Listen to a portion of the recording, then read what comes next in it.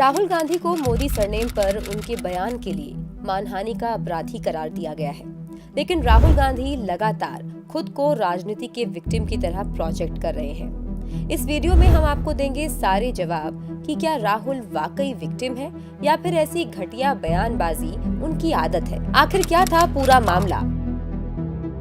2019 के आम चुनावों से पहले राहुल गांधी ने कर्नाटक के कोलार में भाषण दिया, जहां उन्होंने मोदी समुदाय का अपमान किया, जो पिछड़ा वर्ग यानी कि ओबीसी श्रेणी में आता है। इस बयान के खिलाफ मोदी समुदाय के एक व्यक्ति ने अदालत का दरवाजा खटखटाया। 23 मार्च 2023 को राहुल गांधी को एक मामले में सूरत की अदालत ने दोषी ठहराया और 2 साल की जेल की सजा सुनाई। अदालत ने राहुल गांधी को माफी मांगने और मामले को शांत करने का विकल्प दिया, लेकिन राहुल गांधी ने इनकार कर दिया। क्या राहुल गांधी को अयोग्य ठहराने में बीजेपी का हाथ था? जवाब है नहीं, क्योंकि ये सब सुप्रीम कोर्ट के 2013 के फैसले का परिणाम है, जिसके तहत सर्वोच्च अदालत ने सजा मिलने के बाद मौजूदा सांसदों और विधायकों को कुछ महीने की इम्यूनिटी देते थे। पुराने प्रावधानों में सजा मिलने के बाद सांसदों और विधायकों को अपील और खुद को सही साबित करने के लिए 3 महीने का वक्त मिलता था। इसीलिए 2013 के बाद से कोई भी सांसद या विधायक अपराधी करार दिए जाने के बाद खुद ही पद के अयोग्य हो जाता है, और इस मामले में किसी को भी विशेषाधिकार नहीं दिया गया है, न अध्यक्ष को, न भाजपा को और न ही प्रधानमंत्री को। इस बारे में एक इंटरव्यू में गृह मंत्री अमित शाह ने भी स्पष्ट किया कि किस तरह कांग्रेस लोगों को गुमराह कर रही है। बहुत बड़ी भ्रांति फैलाने का प्रयास कांग्रेसी नेता कर रहे हैं। को सजा होती है, उसी क्षण से आपकी सदस्यता रद्द हो जानी चाहिए। ये सुप्रीम कोर्ट का वर्डिक्ट है, 2013 का है, जब राहुल जी की माता जी के नेतृत्व में यूपीए चलता था। हम तो दूर दूर तक नहीं थे। अब ये जजमेंट आने के बाद हम तो आज भी सुधारना नहीं चाहते जजमेंट को, मगर कांग्रेस सरकार सुधारना चाहती थी क्योंकि वो लालू जी को बचाना चाहती थी। एक ऑर्डिनेंस लेके आए मनमोहन सिंह जी, और इसको नॉनसेंस कर श्रीमान राहुल गांधी ने पूरे देश के सामने अपने ही सरकार के ऑर्डिनेंस को फाड़ दिया। अब उनके फाड़ने के बाद किसकी मजाल थी कांग्रेस सरकार में, किस ऑर्डिनेंस को कानून में बदले, विड्रॉ कर लिया गया जी। आज अगर वो कानून होता तो वो शायद बच जाते। अब नजर डालते हैं सूरत की अदालत के फैसले पर। अदालत ने शिकायतकर्ता पूर्णेश मोदी को इस बयान में पीड़ित पाया और राहुल गांधी की दलील को खारिज किया। अदालत ने कहा कि राहुल ने कहीं भी बयान देने और उससे जुड़े तथ्यों से इनकार नहीं किया है। इससे स्पष्ट हो जाता है कि राहुल गांधी ने मोदी समुदाय को अपमानित किया। अदालत ने आगे कहा कि क्योंकि राहुल गांधी एक सांसद थे और वो जनता के सामने जो बोलते हैं उसे गंभीरता से लिया जाता है, सुप्रीम कोर्ट ने आरोपी को सतर्क रहने की सलाह दी थी। फिर भी ऐसा नहीं लगता कि इससे आरोपी के आचरण में कोई फर्क पड़ा है। ये राहुल गांधी द्वारा पहली बार किया गया अपराध नहीं था, इसलिए सभी कारकों को ध्यान में रखते हुए उन्हें 2 साल की सजा दी गई, जिससे स्वतः ही अयोग्यता कानून लागू हो गया। मानहानि के मामले में पीड़ित पूर्णेश मोदी ने कार्रवाई पर रोक लगाने की मांग क्यों की और रोक क्यों हटाई गई? मामले की क्रोनोलॉजी से ये साफ है कि पूर्णेश मोदी ने मामले में रोक लगाने के लिए नहीं कहा था। राहुल गांधी की लीगल टीम ने मामले में देरी करने और टालने का हर संभव प्रयास किया और इसीलिए फैसला आने में 4 साल लगे। मामले को साबित करने की पूरी जिम्मेदारी पूर्णेश मोदी पर थी और इसके लिए पूर्णेश मोदी को उच्च न्यायालय ने वक्त भी दिया। पूरी टाइमलाइन देखें तो साफ है, राहुल गांधी के पास भी सारे कानूनी मौके थे और पूर्णेश मोदी को अपनी बात साबित करने के लिए हर चरण पर लड़ाई लड़नी पड़ी, जिसमें वो जीतते गए। क्या सत्ता में रहते हुए कांग्रेस पार्टी द्वारा कोई अध्यादेश प्रस्तावित किया गया था जो किसी सांसद या विधायक को अयोग्य करार दिए जाने से रोक सकता था? सुप्रीम कोर्ट द्वारा 2013 में अयोग्यता के प्रावधानों को निर्धारित करने के फैसले के बाद यूपीए सरकार 2013 में ही फैसले के खिलाफ एक अध्यादेश लाई, जिसमें सजा के बाद 3 महीने तक बचने का रास्ता जोड़ा गया था। अध्यादेश को कांग्रेस कोर ग्रुप, प्रधानमंत्री की अध्यक्षता वाले केंद्रीय मंत्रिमंडल और यहाँ तक कि भारत के राष्ट्रपति द्वारा अनुमोदित किया गया था।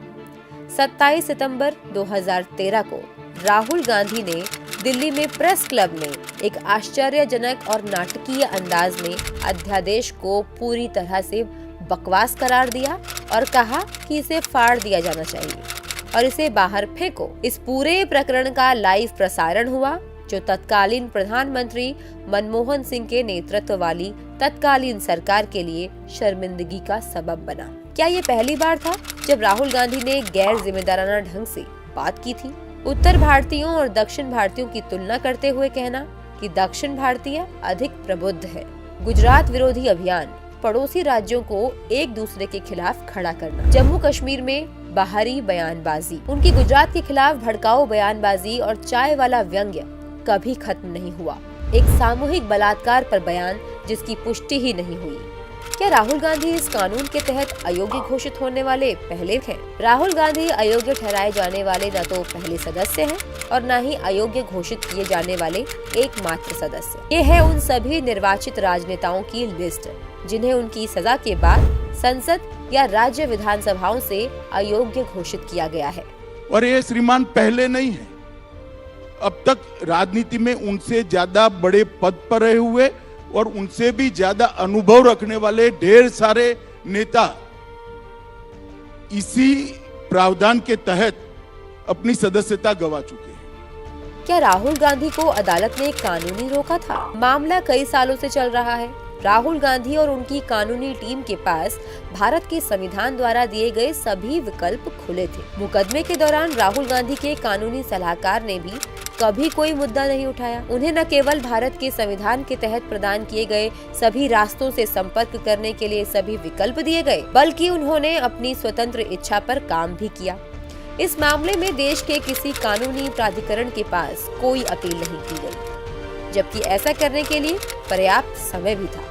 राहुल गांधी का कहना है कि वो कभी माफी नहीं मांगेंगे, लेकिन क्या वाकई ऐसा है? अलग अलग अदालतों ने राहुल गांधी को समय समय पर अपमानजनक टिप्पणी और एक सांसद होने के नाते सार्वजनिक शालीनता मानकों का उल्लंघन करने के लिए फटकार लगाई है और राहुल गांधी ने माफी भी मांगी है। 2014 में आरएसएस पर महात्मा गांधी की हत्या का झूठा आरोप लगाना।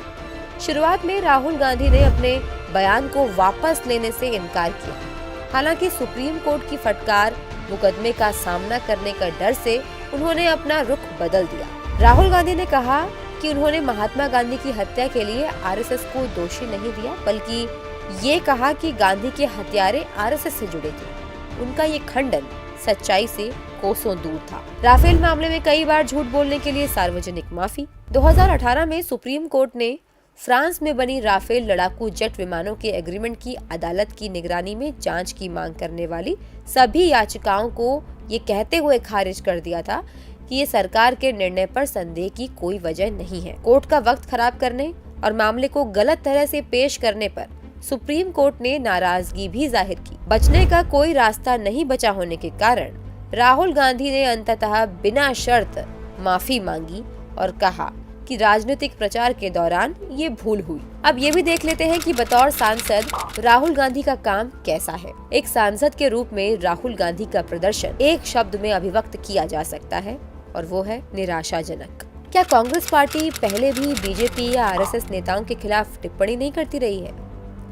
कांग्रेस और विपक्ष के नेताओं द्वारा भाजपा आरएसएस नेताओं को जाति और वर्ग की टिप्पणियों के साथ गाली देने और बाद में माफी मांगने का एक लंबा इतिहास रहा है।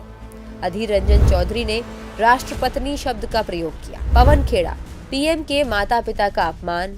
पवन खेड़ा ने प्रधानमंत्री को दामोदर दास की जगह नरेंद्र गौतम दास मोदी बुलाया। जयराम रमेश, प्रियंका गांधी और मणिशंकर अय्यर का प्रधानमंत्री को नीच आदमी कहना। 2014 में अय्यर ने पीएम मोदी को चाय वाला कहा, वाजपेयी को नालायक कहा। कांग्रेस और राहुल गांधी खुद को कितना भी विक्टिम दिखाने की कोशिश कर ले, लेकिन हकीकत ये है कि अब सच्चाई सबके सामने है और राहुल गांधी अपना ही बोया हुआ काट रहे हैं।